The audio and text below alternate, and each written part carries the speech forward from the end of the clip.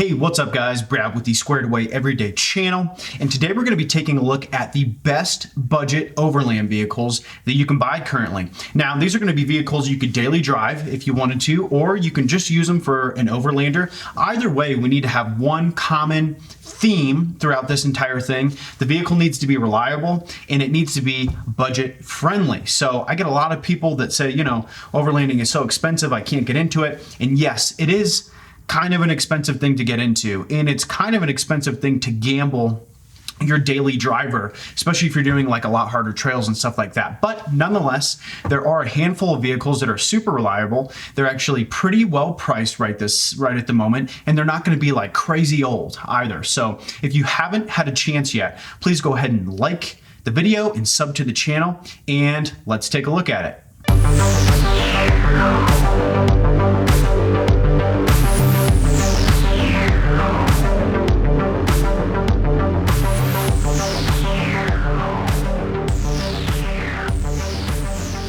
All right, so best budget overland vehicle. Awesome topic, super excited to do the video. Pretty much the way this is gonna work is I've got 4 different models of vehicle that I have in mind. I've got the laptop here, and we'll look at 2 different live deals for each model that we're talking about. That's really just to kind of give you an idea of what to expect price-wise for the different mileage and years and all that good stuff. In addition to that, I'll also talk about maybe some stuff to be aware of with that particular vehicle, or more desirable traits in certain vehicles, and just that kind of good stuff when we're looking at that. Now, if you're somebody like me who lives in Colorado, well, I live in Colorado. So if you live in Colorado, this applies to you. But if you live in a state like me, where Toyotas and just 4-wheel drive vehicles in general are more expensive, you may need to stock Craigslist or Auto Trader or Car Gurus for a couple months before you get the deal that you want. And maybe you got to just drive like 200, 300 miles away from where you live to pick that vehicle up, and then you can bring it back home. I don't know, just something to be aware of. It seems like during COVID, the Toyotas, surprise, this is a Toyota vehicle. And honestly, I wouldn't feel right recommending anything else for a budget overland vehicle, because when we're talking a budget overland vehicle, we're generally going to be buying something that's not brand new, and we're going to be buying something that's probably a little bit higher mileage. Now, we're not talking like hundreds of thousands of miles, but we're higher mileage. And so to me, that just spells Toyota. We want something that's going to be reliable, we can put some money into, we can daily drive, and we don't need to be worried about the maintenance costs building up or getting just stranded out on the trail just because it's a little bit older vehicle, okay? Now, the first vehicle we're going to be talking about today is one of my all-time favorites, and Lord willing, one of these days I'd like to build one out. This is a mini Land Cruiser, or overseas they call it the Land Cruiser Prado. It was a Land Cruiser designed to fit into tighter spaces that the bigger brother, the regular Land Cruiser, couldn't fit into. I think it was the 100 series at the time. And so this actually, let's take a look, is a Lexus GX470. What an awesome vehicle here. These are going to be a V8 engine. They're all-time all-wheel drive. I don't remember if they're a center diff lock or if they're rear diff lock. I don't remember, but they are factory locked, just, you know, standard. You don't have to pay any extra money for that. They're just come locked from the factory. Incredible vehicles, super reliable. Awesome little swing out hitch door, love that. And just great vehicles, reliable. They have got a really good form factor to them. They're not going to be too big to where you can't fit in tight spaces on the trail. And this particular one, it's an 04, and it's just under $9,000, and this one's got around 180,000 miles on it. And honestly, 180,000 miles, 170,000 miles, you should be able to pick up one of these GX470s for probably like 7, 8, 9,000 bucks in that 170, 180K range. Now, if we look back at a little bit newer one, this is an 07, and this is a good looking one here. Now, this guy is 13,000 bucks, and this one's got around 150, 160,000 miles on it, somewhere in that ballpark. And just another good example of another good looking Lexus GX470. Awesome vehicle. Love the GX470s. I mean, really, If it was me buying a budget Overland vehicle, this would be the one, just because you've got the luxury of it being a Lexus. You've got that really reliable V8 engine. I think it's a 4.7 liter V8, the same that was in the V8 Gen 4 4Runners, which I owned 2 of.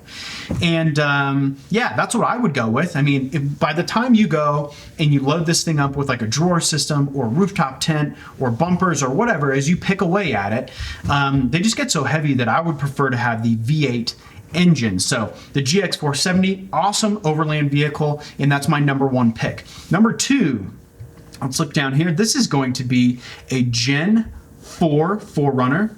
And this one is a little worse for the wear, like on the front there. Not super big fan of these wheels, but I do think that the Gen 4 4Runners are overlooked when you talk about the 4Runner family in general. There's a couple different reasons. Let me explain why. So the Gen 4 4Runner, those ran from 2003 to 2009, and the Gen 3s previous to that were a lot smaller, and you kind of had like this little cult following with the Gen 3s of people that just love Gen 3s, and so those are holding their value very well. Then you've got the Gen 5s, the people that just want something newer, they want it to be a little bit more comfortable and have like slightly more tech in it. And then you've got these Gen 4s, kind of like the forgotten 4Runner. And to me, I think you can pick these up for a really good deal sometimes.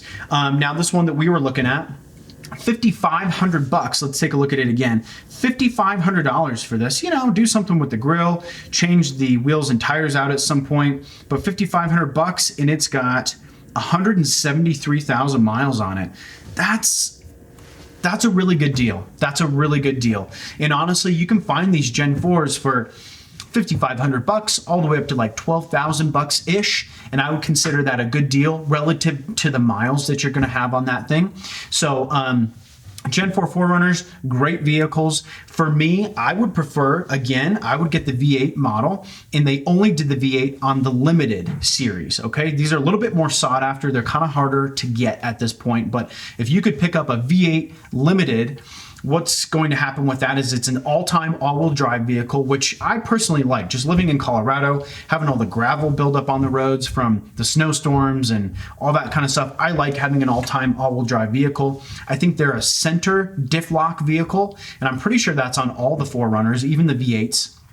And yeah, now if you go with the V6, those are awesome too. Super reliable engines. Those ones are actually chain driven. The V8 is not. And the V8's had some like exhaust leak issues.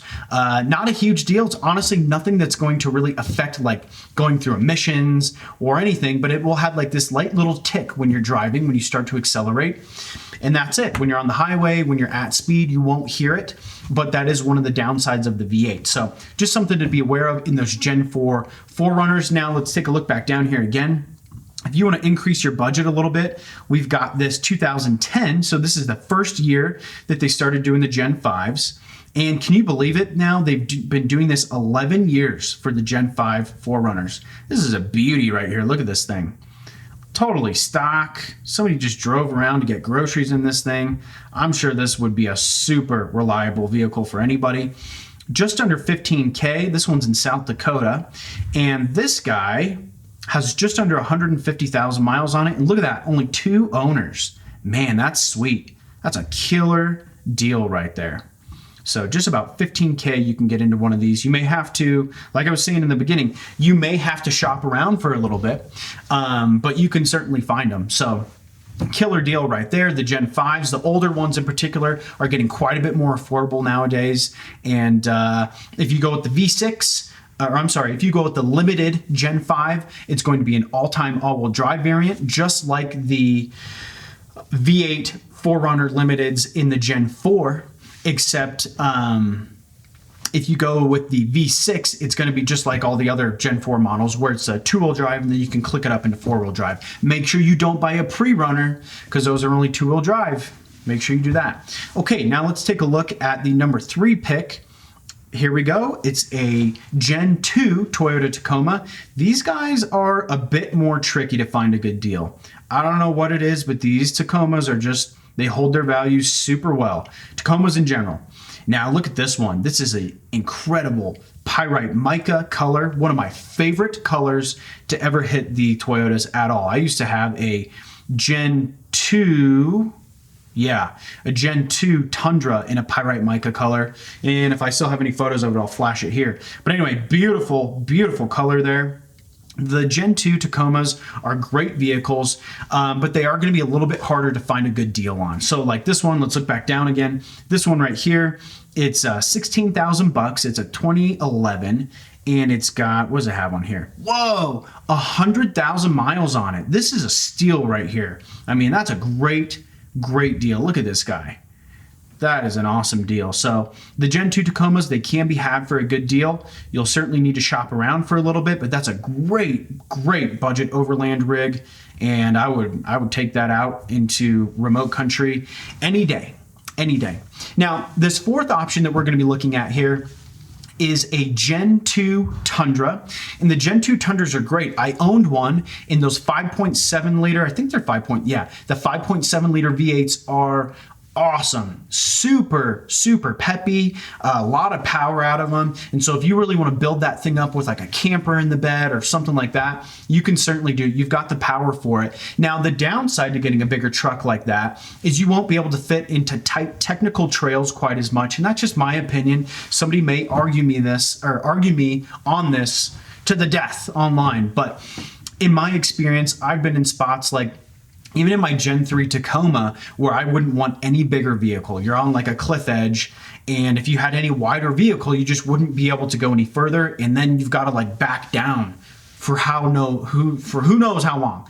So for me, if you're planning on doing like tight technical stuff and you really want to get into the overlanding thing, I probably wouldn't do the Tundra. But if you've got a big family and you've got people to tote around, then it's obviously a great option. You're just not going to be able to do maybe like super technical trails or like really tight trails. So just something to be aware of. But I love the Tundras. Let's take a look down here. The first one I've got pulled up, this is a 2008 Limited. Check that out. 2008 Limited, it's just under 15K, and this particular one is in Idaho. This one, let's see how many miles we've got. 100,000 miles. Look at that. That's an awesome deal. Now, this is just the, man, I forget the name of it, but it's the four-door, but it is the small passenger four-door, okay? I don't remember what that's called. Crew cab? No, it's not the crew cab. It's the... I don't know. I don't remember what it was. I had one. But anyway, great truck. That back seat is big enough for like small kids. Go ahead and get the Crew Max if you need the bigger one with like the bigger back seats if you have some older kids or like big dogs or something like that. Now, this model right here that we're looking at is a 6-foot bed. And the Crew Max is a 5-foot bed. So get whatever one you want, but if you can, go ahead and get the 5.7 liter because you're going to be so much happier with it versus that 4.6 liter V8. And everybody wants the 5.7 liter anyway. So for resale value, go ahead and get that just in general. Now, I think I had one more on here. It was just another 2008 Tundra, and this one's an SR5, around 15 grand. And this one also, I think this one had a little less mileage. It was like 90K or something like that. So anyway, those are my top picks for the best budget overland vehicles of 2021, and really this will apply to 2022, 2023, 2024. Once we get to like that 5-year mark or 10-year mark especially, you're going to have vehicles that are like kind of expensive now that are way cheaper even in 5 years. So in 5 years, maybe I'll do an update video on this, but for now, this is going to be relevant for the next few years to come. And yeah, so the first one was the Lexus GX470. Awesome vehicle. That's my pick on the list if I had to pick one. The second one is going to be a Gen 4 4Runner. Those ones are very affordable. If you're looking for something cheaper around the 10K mark, if you want to bump up to that 15K mark, go ahead and get the Gen 5 around like a 2010, 2011, 2012 with like 150-ish thousand miles on it. Ooh, that's going to be nice. And then you can, like we saw, you can find a good deal on Gen 2 Tacomas if you're patient. Somewhere around like a 2010-ish, you could find something like that. That 100,000 miles on the 2011 for 16 grand was like insane. That's like an insane deal. So you should be able to find something similar to that, maybe not quite exactly that. And then those Tundras, Love the Tundra. What can I say? Love the Tundra. I think they're just a little bit big for tighter trails, and that's just been my experience to this point. So go ahead and get a Tundra if you want and prove me wrong. But that's pretty much it. If you guys liked the video, please go ahead and give me a thumbs up, sub to the channel, and we'll see you in the next one.